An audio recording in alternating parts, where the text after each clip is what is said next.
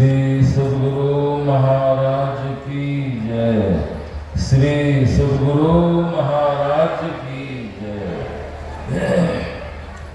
मंगल मूर्ति सतगुरु मिलव सर्वाधार। मंगलमय मंगल करण विनमो बारंबार।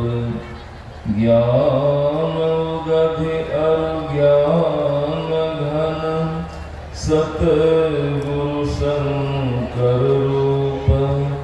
नमो नमो वहवारहि सकल सुख जन भूप।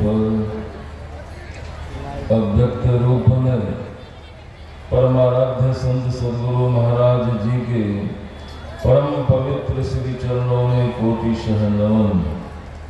उनके ही परम पवित्र हृदय ब्रह्मर्षि संत श्री शाही स्वामी जी महाराज के परम पवित्र श्री चरणों में बारंबार नमन।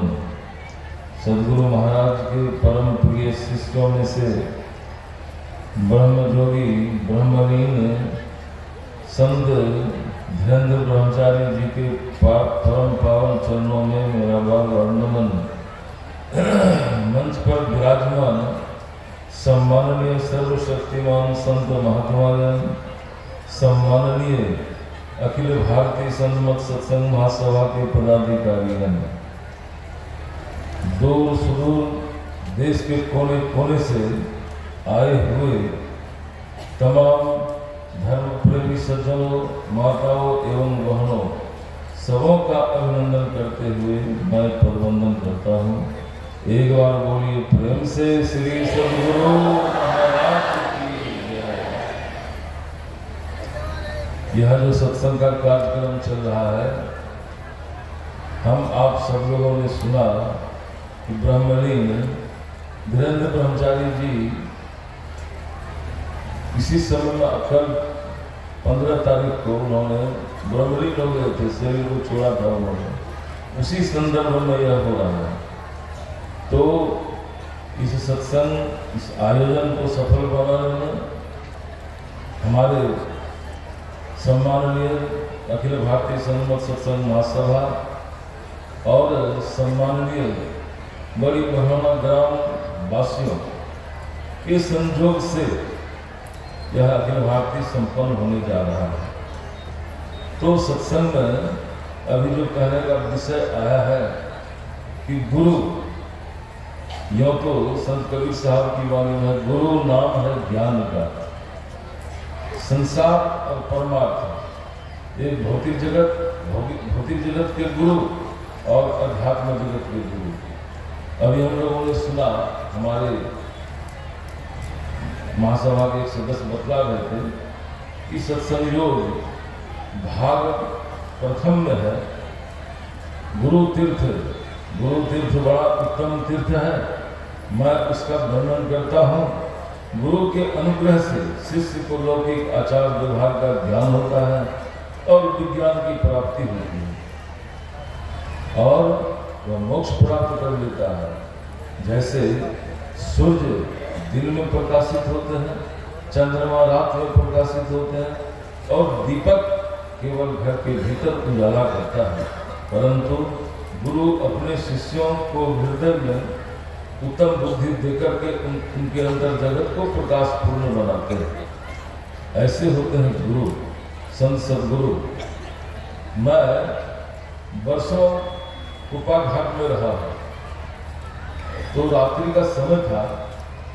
मैं सद्गुरु महाराज के बरामदे में था, मैं खड़ा था और कई लोग बैठे हुए थे।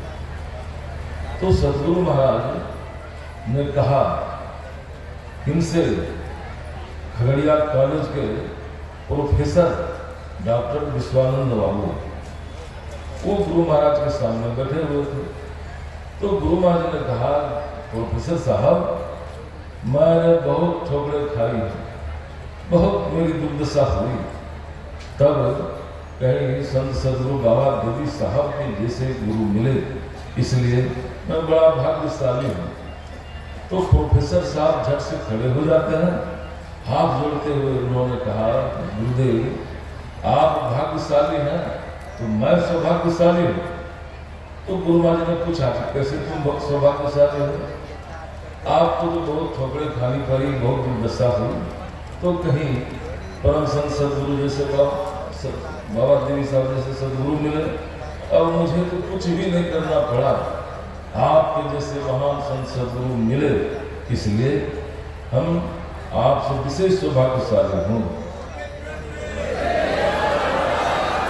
हम आप सब जितने यहाँ पर बैठे हैं, देश के कोने कोने से आए हुए हैं, है ना, तो हम सब लोग सब के सब सौभाग्यशाली हैं। कैसे? तो एक सज्जन रात्रि के समय बैठे हुए थे बाहर में खुली जगह में कुर्सी पर, और उनकी धर्म पत्नी भी बैठी हुई थी। 4-5 बच्चे, कोई गोद में है, कोई कन्हा में लटक रहा है, कोई गले में लटक, गले से लटक रहा है। तो सज्जन ने कहा पत्नी से कि देवी देखो आज का जो रात है कितना अच्छा है, यदि आज यह अंधेरी रात न होता तो क्या ये आकाश में सारे तारेगण होते? तो उनकी धर्म पत्नी कहती है कि हाँ पतिदेव, यदि आज आप न होते तो क्या अपने बच्चों की तरफ हाथ इशारा करते हुए ये सारे होते? कहने का मतलब कि आज सदगुरु महाराज न होते तो क्या हम सब के सब लोग इस है ना सदगुरु की हाथ में होते बैठे हुए? ये सदगुरु की हाथ है, ये सत्संग। उत्तर गीता में आया है कि आहार निद्रा भय मैथुनंच सामान्य में तत्पशुभिर्नाम ज्ञानम नाम मदगम विशेषु ज्ञानी हीना पशु ही समाना। कहा कि आहार निद्रा भय मैथुन ये सामान्य ज्ञान सभी प्राणियों में पाए जाते हैं, और इतने ही ज्ञान में रह जाए हम सब के सब मानव, चाहे हम हमारे आप माता पिता भाई बहन कोई भी है, इतने ही ज्ञान में रह गए तो क्या अन्य प्राणियों से विशेष हो सकते हैं क्या? कभी नहीं। विशेष या श्रेष्ठ तब जब ज्ञानम नारायणम अधिकम विशेषो, वह ज्ञान, उस ज्ञान की आवश्यकता है। ये संसार का ज्ञान नहीं, संसार का ज्ञान, संसार में क्या है? रूप रस गंध स्पर्श और शब्द, ये 5 विषय हैं। तो संसार के 5 विषयों का ज्ञान करेंगे, इसका ज्ञान कराने वाले बहुत गुरु हैं, समझे? तो संसार के विषयों का ज्ञान करते रहेंगे, संसार में रहेंगे, और परमार्थ का, आत्मा का, परमात्मा का ज्ञान कराने वाले संत सदगुरु होते हैं। तो ऐसा ज्ञान हम सबको चाहिए। तो ऐसा ज्ञान कहाँ मिलेगा? तो सदगुरु महाराज लिखे हैं सत्संग योग भाग 4 में कि जीवन काल में जिनकी सूरत सारे आवरणों को पार कर शब्दातीत पद समाधि समय लीन होती है, और पिंड में वर्तने के समय उन्मुनि रहने में रहकर सार शब्द में लगी रहती है, ऐसे पुरुष पूरे और सच्चे संत सदगुरु कहे जाते हैं। तो ऐसे गुरु की आवश्यकता है, ऐसे गुरु के पास जाना चाहिए। गोस्वामी जी ने भी लिखा, ज्ञान कहे अज्ञान में, तम गुण कहे प्रकाश, निर्गुण कहे जो सगुण गुण सो गुरु तुलसीदास। ऐसा गुरु चाहिए, ऐसे गुरु के पास जाएंगे तो आपको वह ज्ञान मिलेगा। आज भी वह ज्ञान दान मिलेगा, ज्ञान दिया जाएगा भजन में, तो वह ज्ञान मिलेगा जिस ज्ञान से मोक्ष होता है, मोक्ष मिलता है। वह मोक्ष जवाब दर्शनोपनिषद में आया है कि ज्ञान सोचन परित्यज्य वाहि यूरम तेन स्वमूढ़ कांचन कृत्वा रुष्टम गृहणादि सुब्रत। अर्थात ज्ञान सोच को छोड़कर जो बाहरी सोच में लगा रहता है, वह मूल सोने को छोड़कर मिट्टी का ढेला देता है। इसी को मदान्त श्री शंकराचार्य जी महाराज ने कहा है। उन्होंने कहा कि कुर्ते गंगा सागर गमनम व्रत परिपालन मत्वा दानम ज्ञानहीन सर्वमतेन मुक्ति भजति न जन्म सतेन। अर्थात कोई करता गंगा सागर कोई प्रस्थान, कोई व्रत का पालन करता अथवा देता दान, यही किंतु सबका मत है। जो रहता ज्ञान नहीं 100 जन्मों में भी पा सकता मुक्ति नहीं हो दिन। आप संसार में और तीर्थ है, सारे तीर्थों में भ्रमण करके चले आए, बहुत बहुत धर्मानुष्ठान, सारे धर्मानुष्ठानों को कर लीजिए, इससे आपको वह ज्ञान होने वाला नहीं है। मैंने कृपा घाट में संत सदगुरु साहिब स्वामी जी महाराज की सेवा में था, तो स्नान कराने के लिए पानी लाने जा रहा था। तो वहाँ पर है एक पुस्तकालय, पुस्तकालय में कई लोग बैठे हुए थे, पढ़ रहे थे। तो मैं भी गेट के पास मुखाग्र करके खड़ा हो गया। तो मैंने सुना यथार्थ ज्ञान। तो यथार्थ ज्ञान तो क्या होता है हमको पता ही नहीं, मैं छोटा था, पढ़ा लिखा नहीं। पूछा यथार्थ ज्ञान क्या होता है, फटकार के भगा दिया, अरे तुम छोटे जाओ, यथार्थ ज्ञान क्या होता है। तो स्नान कराने के समय मैंने पूज्य पाद सदगुरु साहिब स्वामी जी से पूछा, निवेदन किया, हजूर यथार्थ ज्ञान का मतलब की हजूर। तो संत सदगुरु साहिब स्वामी जी महाराज ने कहा, यथार्थ ज्ञान का अर्थ होता है मोक्ष को प्राप्त कर लेना। मतलब ज्ञान का शाब्दिक अर्थ होता है जानना, जिसको जान लेने के बाद फिर जानने के लिए कुछ बाकी नहीं रह जाए। यथार्थ ज्ञान उसी को कहा गया। तो यथार्थ ज्ञान है ना, मोक्ष को प्राप्त कर लेना। इस ज्ञान को प्राप्त करने के लिए कहा कि श्रेष्ठ पुरुषों के पास जाना पड़ेगा। उपनिषद में आया, उत्तिष्ठत जागृत प्राप्त निबोधत चूरस्य धारा निशिता दूरतया दुर्गम पथस्थल भयो बदंती। कहा, अरे विद्याग्रस्त लोगों, उठो, अज्ञान निद्रा से जागो और श्रेष्ठ पुरुषों के पास जाकर के उस ज्ञान को प्राप्त करो। जिस प्रकार छुरे की धार तीक्ष्ण और दुस्तर होती है, तत्वज्ञानी लोग उस मार्ग को वैसा दुर्गम बतलाते हैं। अतः श्रेष्ठ पुरुषों के पास जाना पड़ेगा। तो अब यहाँ पर विचारने वाला बात है, विचारने का विषय है कि श्रेष्ठ किनको कहा गया। श्रेष्ठ कौन? जो बहुत बड़े धनवान है, जो बहुत बड़े बलवान है, विद्वान है, बहुत अच्छे रूपवान है, देखने में बड़ा खूबसूरत है, या तन को खूब सजाना जानते हैं, क्या ऐसे होते हैं श्रेष्ठ? ऐसे कोई श्रेष्ठ नहीं होते हैं। तो ऐसे श्रेष्ठ कैसे होता है? अरे जो चरित्रवान होते हैं, चरित्रवान वही हो सकता है जिसका मन सजा हुआ होता है। मन सजा हुआ होता है कब होता है? तब जब संत कबीर साहब की वाणी में हमरे सत्य नाम धन खेती मन का बैल सुरत हरवा, जब चाहे तब ज्योति सत्य नाम का बीज बोआया उपजे हीरा मोती। इस खेतन में नफा बहुत है, संतन लुटा सेती। कहे कबीर सुनो है साधो उलटी पुलटी नर ज्योति। कबीर साहब कहते हैं कि मन को बैल बनाना पड़ेगा, तब चरित्रवान हो सकते हो। तो मन को बैल कैसे बनाया जाएगा?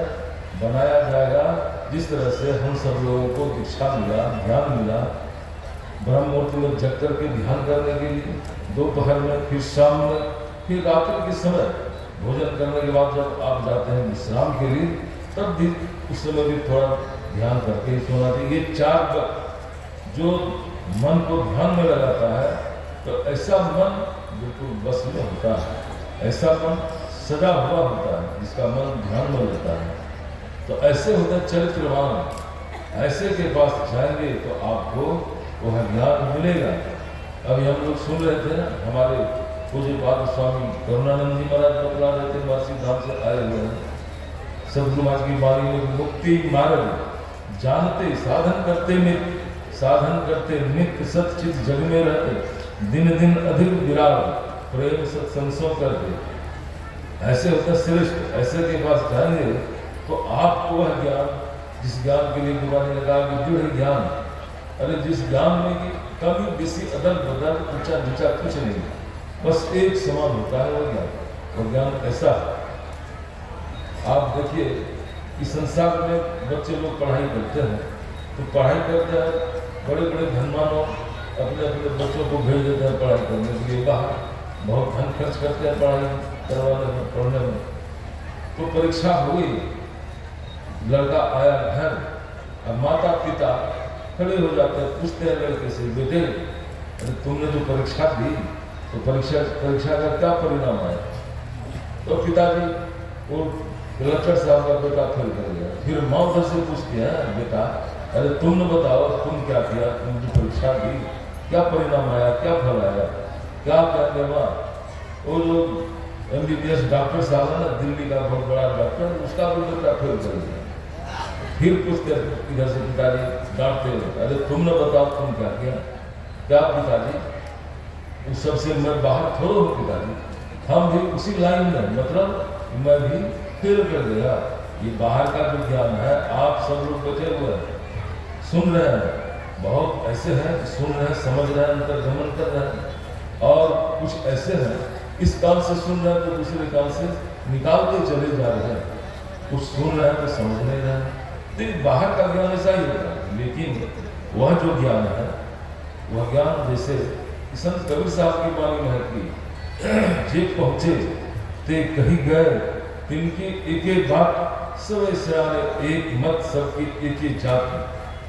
आप देखते हैं संसार में ब्राह्मण क्षत्रिय वैश्य शूद्र, ये वर्ण भेदभाव बना हुआ है। ये स्त्री है, ये पुरुष है, ऊंची जाति छोटी जाति वगैरह वगैरह है, अमीर है गरीब है, क्या क्या है। लेकिन जो उस ज्ञान के लेवल में जाता है, ध्यान के तरफ ज्ञान प्राप्त हुआ, भजन में ध्यान किया, ध्यान से वह ज्ञान मिला, और उस ज्ञान में जो चला जाता है, वहाँ जाने के बाद सब कुछ समाप्त हो जाता है। क्योंकि हमारे माता के शरीर में वही चीज, पिता के शरीर में वही चीज, भाई के शरीर में वही चीज, बहन के शरीर में वही चीज, जो वहाँ जाता है वह सब एक जाति का हो जाता है। कौन जाति? जीवात्मा परमात्मा का अंश है, परमात्मा ही हो जाता है। जानक तुम्हें तुम्हें ही जाए, इसी का नाम है ज्ञान। इस ज्ञान को जिन्होंने जान लिया, अर्थात अपने आप को जान लिया, अपने आप को जान लेने से मतलब यह नहीं कि पढ़े 6 शास्त्र 18 पुराण पढ़े, वेद उपवेद आदि अंत को उछाला है, गीता रामायण श्रुति स्मृति पढ़े, सांख्य योग न्याय आदि दर्शन भी जाना है बनाना छंद सौरा चौपाई, जाना है ध्रुपद राग भरवी का गाना है। इतना जो जाना तब बिल्कुल खाक भी उछाना है। तो जाना क्या? तो सत्स्वरूप पहचाना। अब मैं अपनी वाणी में विराम देता हूँ। बोलिए प्रेम से श्री सद्गुरु महाराज की जय। अभी हम पूज्य स्वामी धैर्यानंद महाराज से